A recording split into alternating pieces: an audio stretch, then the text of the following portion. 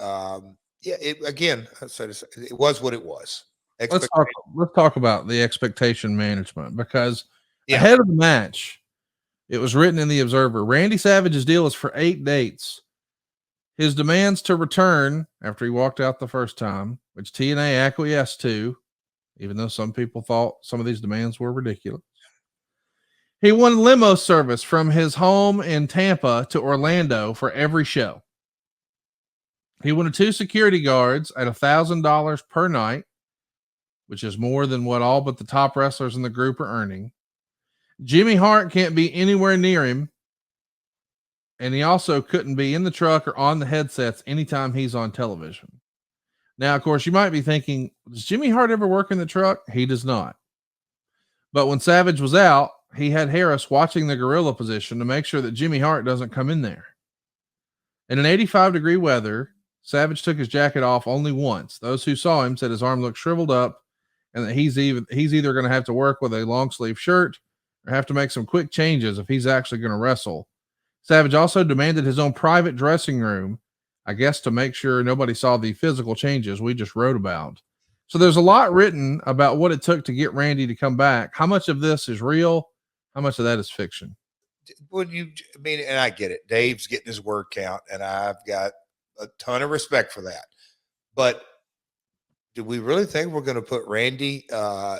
Hey, dress down and cater it? No. And a car service. Hey, Randy, how do you want to handle this? We'll send a car after you.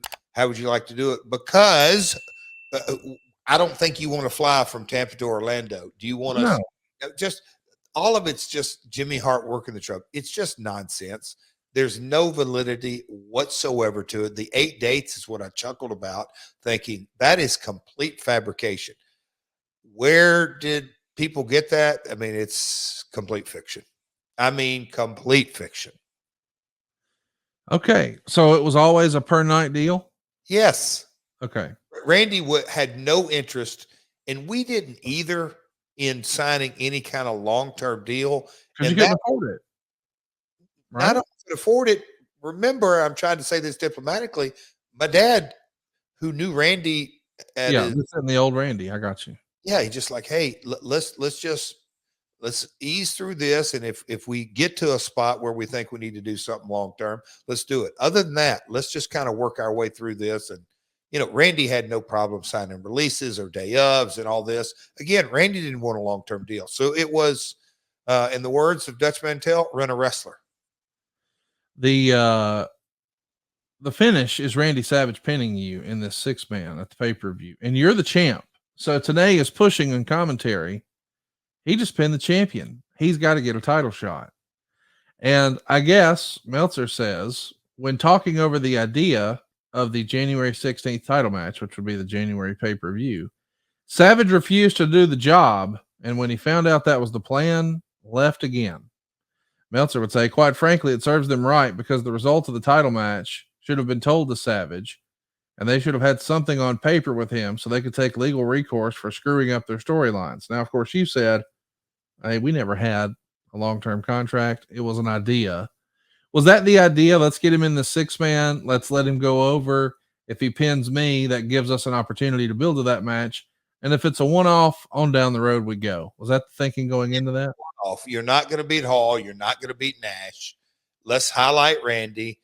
What's it going to hurt for the champion to do a job? Oh, that's right. Jeff doesn't do jobs. Okay. Let him do a job to Macho Man.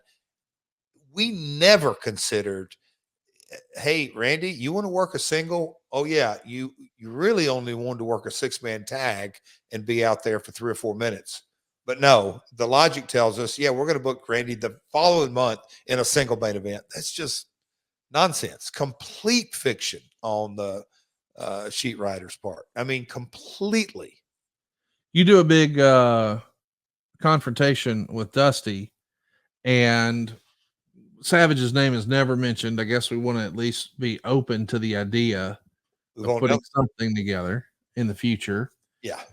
The Observer had this to say. A few we've talked to in the company shared the viewpoint on Savage we mentioned here, although it's more the problem of how the company handled it and not any defense of Savage.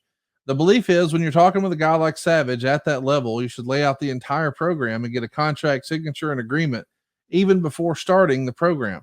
Well, he just goes off here, and it does feel like there's a lot of assumptions made. Like you had him on contract, but you just didn't discuss creative. And you're saying the whole premise of that's wrong. We didn't have 8 dates. It was a one-off. And Silly. maybe if he likes it, we'll do more.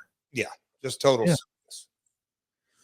My goodness. Yeah, that goes. What could have been? Yeah. Oh well. I mean, look, when you talk about 04 and you have Savage a part of your sizzle reel and a main event, and you go through that laundry list of talent that we had, Randy, I know there was conversations that he told my dad, nope, you guys don't owe me a penny. I mean, just the whole tone of the relationship was more kind of Randy working with the Jarretts, and let's see where it goes.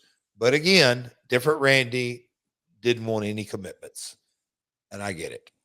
But this tone of dealing with the Macho Man of 1988 or even 1998, that wasn't the reality at all.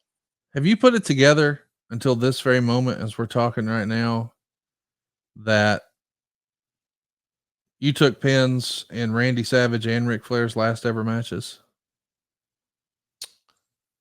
Randy's last match, Jeff Jarrett. Ric Flair's last match, Jeff Jarrett. How about that?